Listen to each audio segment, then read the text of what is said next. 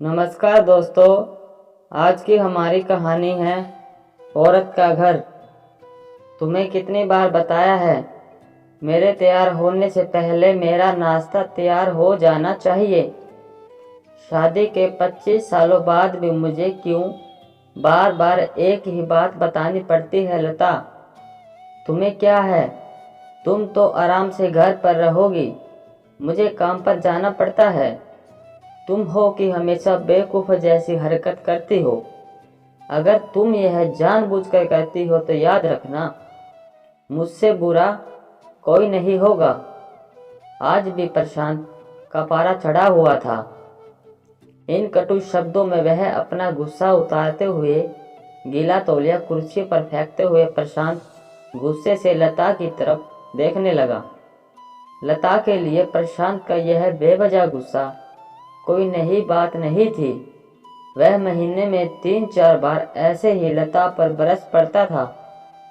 पहले पहले लता उसका विरोध किया करती थी, लेकिन जब कई सालों तक प्रशांत में कोई बदलाव नहीं दिखा तो लता ने खुद को ही बदल लिया। अब प्रशांत के कुछ भी कहने से लता को कोई फर्क नहीं पड़ता था। प्रशांत की हर बात वो चुपचाप सिर नीचे झुकाए सुन लेती थी। शादी के पहले 5 साल तक लता ने पूरी कोशिश की थी कि प्रशांत को बदला जाए, लेकिन फालतू का गुस्सा करना और बाद में लता को भला बुरा कहना, यह मानो जैसे उसकी आदत बन गई थी। कोई भी वाद विवाद होता तो प्रशांत सीधा लता को बोल देता, अगर मैं तुम्हें अच्छा नहीं लगता तो क्यों नहीं चली जाती अपने मायके, क्यों रहती हो मेरे साथ? इतना सब कुछ होने के बावजूद लता प्रशांत के साथ रहती थी, क्योंकि उसे अपनी बेटी की फिक्र थी। और वह जाती भी तो कहाँ, अपने बूढ़े हो चुके माँ बाप को इस उम्र में परेशान करना वह नहीं चाहती थी। समाज और लोग क्या कहेंगे, यह भी तो उसे देखना था। वह इतनी पढ़ी लिखी भी तो नहीं थी कि खुद जाकर कोई नौकरी कर सके और अपना और अपनी बेटी का पालन पोषण कर सके। लता को अब अपनी फिक्र नहीं थी, उसको फिक्र थी तो बस अपनी शादी लायक हो रही बेटी की। लता नहीं चाहती कि उसका पति पत्नी के झगड़े की वजह से काव्या डिस्टर्ब हो। काव्या की पढ़ाई पूरी हो चुकी थी, उसके लिए अब शादी के रिश्ते आने लगे थे। कई रिश्तों को काव्या ठुकरा चुकी थी। 2-3 महीने बाद एक अच्छा रिश्ता आया। रिश्तेदार और पहचान के लोगों ने भी लड़के के बहुत गुणगान किए थे। प्रशांत एक शाम अपनी बेटी के पास बैठकर उसे बताने लगा, काव्या बहुत अच्छा लड़का है, पढ़ा लिखा है, बड़ा घर है, बहुत अच्छी नौकरी है। ऐसे रिश्ते बार बार नहीं आते बेटा, इस बार मना मत करना।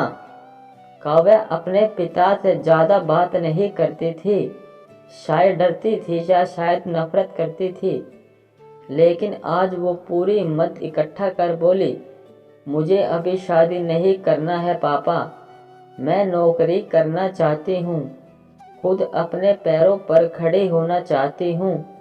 हाँ तो इसमें क्या बड़ी बात है, मैंने लड़के से बात की है, वह तुम्हें किसी बात के लिए नहीं रोकेगा। तुम शादी के बाद भी नौकरी कर सकती हो, वह तुम्हें नौकरी के लिए परमिशन दे देगा। प्रशांत बोला, मेरा नौकरी करना या ना करना उसकी परमिशन पर क्यों डिपेंड रहेगा पापा? काव्या ने पूछा।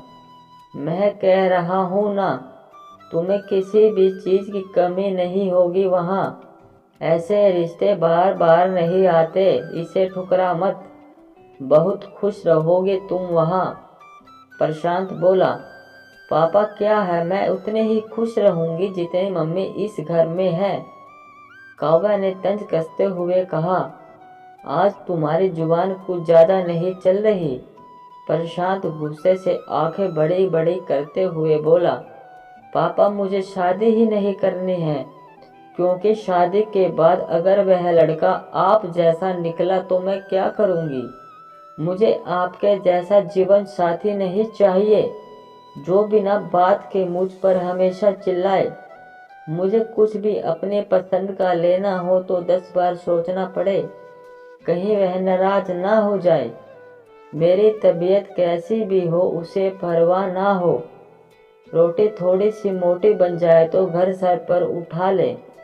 उसकी चेक बुक ना मिले तो भी मेरा ही दोष निकाले।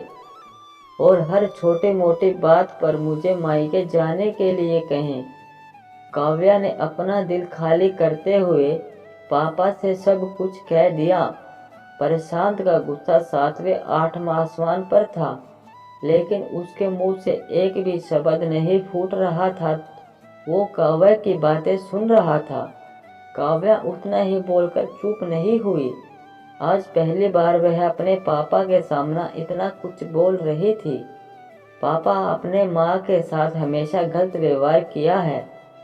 आप अपने ऑफिस का गुस्सा बिना सोचे समझे माँ पर उतार देते हैं। कभी इस बात की परवाह भी नहीं करते कि उन्हें कैसा लगता होगा। आपकी बातें सुन सुनकर माँ ने अपना स्वाभिमान खो दिया। प्रशांत आज पहली बार अपने किए बर्तावों को महसूस कर पा रहा था।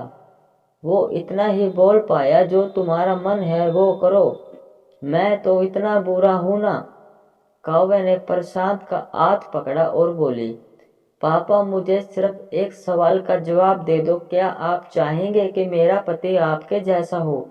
अगर आपका जवाब है तो हाँ कर दीजिए, मेरा रिश्ता आज ही, और ना तो मुझे आत्मनिर्भर बनने दीजिए।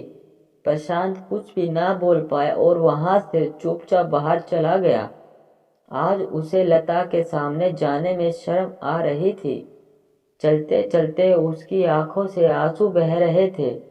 प्रशांत ने आज से ही अपने आप को बदलने का निर्णय किया। अगले दिन से लता ने अपने पति में काफी बदलाव देखा। वह सोचने लगी कि जो हिम्मत काव्या ने दिखाई है, वह हिम्मत अगर आज मैं पहले ही दिखा देती तो शायद आज परिस्थिति कुछ और होती। अगर काव्या पढ़ लिख कर अच्छी नौकरी करने लगी थी और 3 साल बाद उसके लिए एक अच्छा रिश्ता आया और उसकी विदाई पर प्रशांत वे बोला, बेटा तू हमेशा खुश रहेगी क्योंकि मेरा पति मेरे बाप जैसा नहीं है। प्रशांत की यह बात सुनकर लता और काव्या की आंखों से आंसू बहने लगे। दोस्तों, हमारे समाज में औरतों को भले ही देवी का दर्जा दिया जाता है, लेकिन वह स्वतंत्रता नहीं दी जाती जो उन्हें देनी चाहिए। उन्हें बचपन से ही बताया जाता है कि वह पराया धन है। स्कूल से आने में देर हो जाए तो पिटाई मिलती है। मोबाइल पर बातें करते हुए दिख जाए तो खिड़की पर बातें करते दिख जाए तो शक किया जाता है। माँ बाप का घर तुम्हारा नहीं है, पति का घर ही तुम्हारा घर है।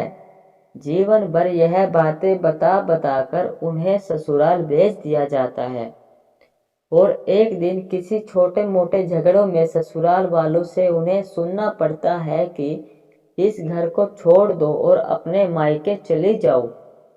अब आप ही बताओ दोस्तों, ऐसे स्त्रियों का सच्चा घर कौन सा? आखिरकार वह किस घर को अपना कहे? हमेशा की तरह पूरी कहानी पढ़ने के लिए आपका धन्यवाद। दोस्तों, उम्मीद है यह कहानी आपके दिल को छू गई होगी। ऐसे ही सीधे दिल तक उतरने वाली कहानियाँ पढ़ने के लिए आप हमारे चैनल ग्रुप से जुड़ सकते हैं। कहानी पढ़ने के लिए आपका बहुत बहुत धन्यवाद दोस्तों। वीडियो को लाइक करें और चैनल को सब्सक्राइब जरूर करें। धन्यवाद।